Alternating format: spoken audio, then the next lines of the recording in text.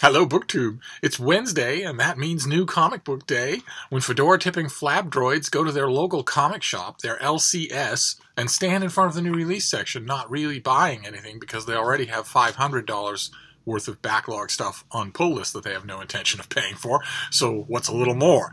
While paying customers sort of crane and look around their shoulders at the new stuff. And for a long time, I fell out of buying regular weekly superhero comic books, and so I didn't have to worry about such creatures. I didn't have to worry about the usual jockeying for position and weird goings-on over at the new release counter, because I was occasionally interested in the occasional omnibus edition or graphic novel or reprint edition or whatever, but I was never interested in recent issues. And as you know, if you've watched these Comic Book Wednesdays, that has changed. I have started to buy weekly comics again. I don't know quite why, and I don't know if it's going to stay this way. The rationale that I'm thinking of now is a big part of my objection before was that since comic books are all now front-loaded for graphic novels, they're paced, plotted, everything for the graphic novel that is certainly going to come down the line. So long, multi-part storylines are now the rule rather than the exception. And my objection to buying those issues in the last few years has been, well, if I'm going to buy the graphic novel anyway, then why bother? And my rationale now is that I'm not necessarily going to buy the graphic novel anyway. It might be that I'm just interested enough in the artwork of the story to follow along with the issues and have no intention of liking it enough to buy a compilation volume down the line. Maybe that's how I'm viewing things now. So I went to my LCS, my local comic shop, and bowing to the exigencies of this new terrain that I am now buying issues every week. The way to do that, if you are buying comic book issues every week at the same shop, the way to do that is to become a subscriber, to get one of the aforementioned pull lists, where the shop will pull your picks every week, set them aside for you so you don't have to worry about them running out, and discount. So I asked at my shop, I got a sign-up application to be a subscriber at the shop, and I asked for some of the details from the young woman who was at the counter. I asked her, how does it work? And she said, it's really easy. And I said, oh, okay, well, what are the details? How does it go from week to week? And faced with the task of describing the store's subscription policy to me, she could not do it. It's not that she didn't know the policy. I've seen her handle subscriptions for customers. It's not that she didn't know the policy. It's that she couldn't speak it in English, and she's monoglot English. English is her only language. She just couldn't make the words to describe it to me. She had to call a supervisor to speak English to a customer. And the supervisor who came over was a piece of work in his own right. He reeked, absolutely reeked, of body odor and alcohol and tobacco. I'm not sure that he fully understood where he was or what he was doing. I asked him, how do the subscriptions work in this store? I got the application form, and it's full of titles. It's full of comic book titles from every conceivable company, including titles that haven't been made in quite some time. And he said, just pick, as long as you commit to 3 or 4 of those a month, you're fine. Then, you're a subscriber. And I was trying to get an answer from either him or her about my own particular circumstance. What happens if, let's say, I have Green Arrow on my pull list solely because I love the artist on Green Arrow, and then the artist leaves and goes somewhere else, and I'm not interested in Green Arrow anymore, in the middle of a story arc, sometimes without warning from month to month? Can I substitute as long as I keep the number consistent, as long as I'm still paying into the store at a consistent amount? And he seemed to be okay with that, but so did she. I don't know. I will either go with it, or I will go to the other comic shop and see if maybe their own policy is a little bit more coherent, if maybe they're paying a little more attention to it. But one way or another, I will let you know, because I am going to become a subscriber somewhere. If I'm going to be buying issues every week, then I'm going to be a subscriber somewhere. But as it is today, I got 3 issues. Once again, I was never even remotely tempted to buy anything from Marvel Comics, the loser superhero comic company. Instead, I bought all from DC, the home of legendary characters like Superman, Batman, and Wonder Woman. And the first one I want to show you is the first issue of another legendary DC character who I've not particularly always liked. I have bought large runs of his comic for the artwork. Gil Kane and briefly George Perez and just Ethan Van Sciver. I bought this. You're gonna, a lot of you, those of you who know comics will know what I'm talking about. Green Lantern has his first issue of a new run today. This is written by Grant Morrison and drawn by. Once again, you sometimes have to go a long way to get to... Yeah, it's written by Grant Morrison and drawn by Liam Sharp. And it's got this rather distinctive cover. It's not... this Green Lantern apparently is not anatomically correct, and I can definitely attest to that, having read the issue. This is what our Green Lantern looks like. He is, to put it mildly, elongated.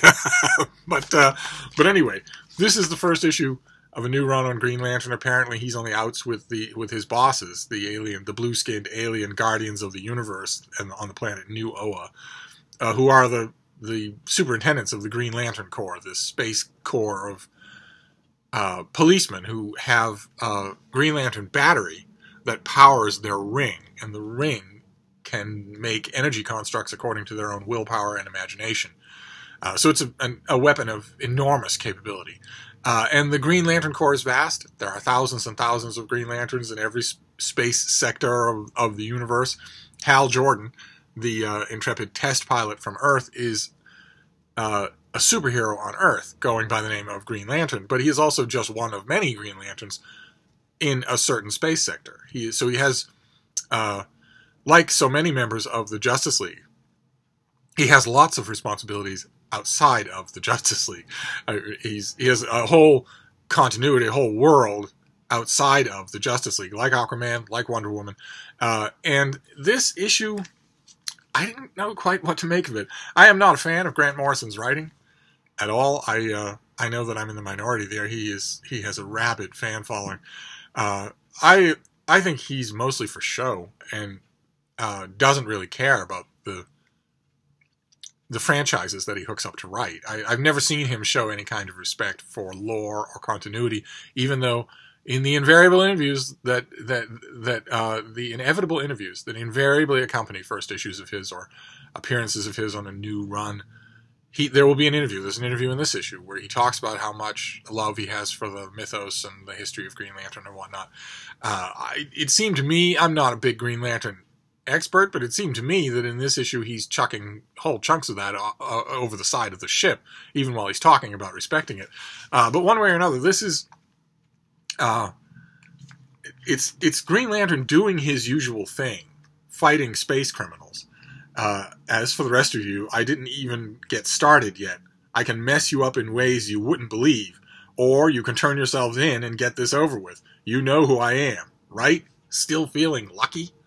That kind of thing. Space cop jargon like that is the petty stuff in the foreground of the issue, and then the big story is that there's a thing called the Book of Oa, a book that is made out of energy that the Guardians of the universe maintain, and that they're starting to wonder about. They're starting to wonder if it's accurate or if maybe there's a danger lurking within it. Of course, there will be. It never fails in comic books, in Marvel or DC, that books are always locuses of evil. They always end up being trouble. So I never know quite how to make that, how to take that, but still, this was enjoyable enough. I got it because I wanted to get a feel for what this series would be like, starting at issue number 1. I gotta say, the ultimate acid test of any first issue is whether or not you want to read the next issue, and I don't. I had no desire whatsoever. I didn't get the weird sense of humor going through here. It seemed, too cool for school. None of Hal Jordan didn't seem to be in character, nor did the Guardians. And a lot of Hal Jordan's of the Green Lantern supporting cast, the other Green Lanterns that I know really well from Jeff Johns' run on Green Lantern, for instance, I didn't see any of them, and I'm wondering if in continuity they're all dead or something atrocious like that. So one way or another, this was a kind of a dud, as far as the first issue that I got this week. But the next two were wonderful. Just wonderful. And the second one was wonderful even though it was operating under a huge handicap. I think it stems straight out of a Batman story that I didn't follow. This is Batman number 58. Let's see here. Written by Tom King and drawn by Mikel Janin, who also did the stunning cover. And this springs out of a previous storyline involving Mr. Freeze, who was on trial for murder, and Bruce Wayne was on the jury. He was one of the jury people. And I never got those issues. I heard distantly about stuff that went on in them, but I didn't read them, and I don't know anything of the details. And it turns out that the Bane, a crime lord in Gotham, is upset with the outcome of that trial. I don't even know what the outcome of that trial was, but one way or another, he wants the Penguin, an ancient foe of Batman, a classic Batman villain. He wants the Penguin to send a message to Bruce Wayne that he's not happy with Bruce Wayne being on that jury. And the Penguin wants to know, well, what form will that message take? Are you telling me to kill Bruce Wayne? And the crime lord says, no, it'll be enough to kill his manservant, to kill Alfred, the butler. And that's how the issue starts, with Alfred being in mortal danger. But first, before we see the mortal danger, we see Alfred at his task, cleaning and organizing around Wayne Manor and the Batcave, including, look at this panel, including polishing a blood-spattered tooth of the trophy Tyrannosaurus Rex in the Batcave. He's suspended from a wire so that he can get at the tooth to clean it. And the string of murders that were at the heart of that Mr. Freeze case, which again I don't know anything about, another person has been found murdered along those lines, and Batman is going to investigate, which involves Tim tangling with the Penguin's gang in this gorgeous 2-page spread. Will you look at that? Oh my God, that is just amazing. The detail doesn't come out in this crappy lighting, but the detail is just amazing. That is just the kind of thing.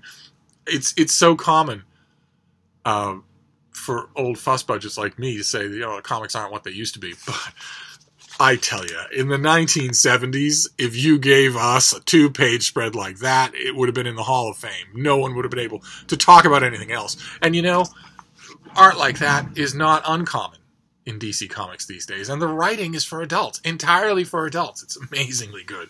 And there's also a wonderful subplot. I'm hoping that more will be made clear in the next issue. There's a wonderful little subplot where Penguin seems to be burying his daughter, and it's extremely touching. I don't know the story behind it. Penguin is of course a villain and a borderline psychopath, so you don't know quite how sympathetic you're supposed to be. But when he encounters, when his men show him his daughter's coffin, he just bends over it like that. That is lovely. And when he's at her grave, it's just as good, where he's throwing dust onto her grave. And the writing is, they all thought you were small and silly, another lost thing to be passed around from man to man. The way you were treated, almost your whole life, as if you were less than human. They never understood. They never even considered that maybe you had a soul.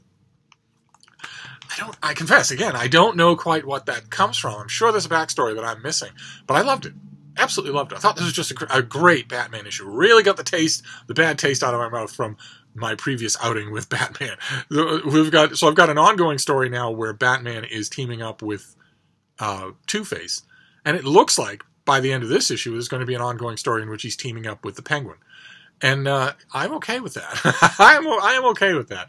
If there's a rash of stories, if the DC editorial directive is that we're going to have a rash of stories where Batman teams up with his villains, I think that's always fascinating. Provided I'm okay with sympathetic villains, provided they stay villains at the end. I don't want anything. I don't want any hijinks about moral relativism. I don't want a penguin who wants to see the error of his ways.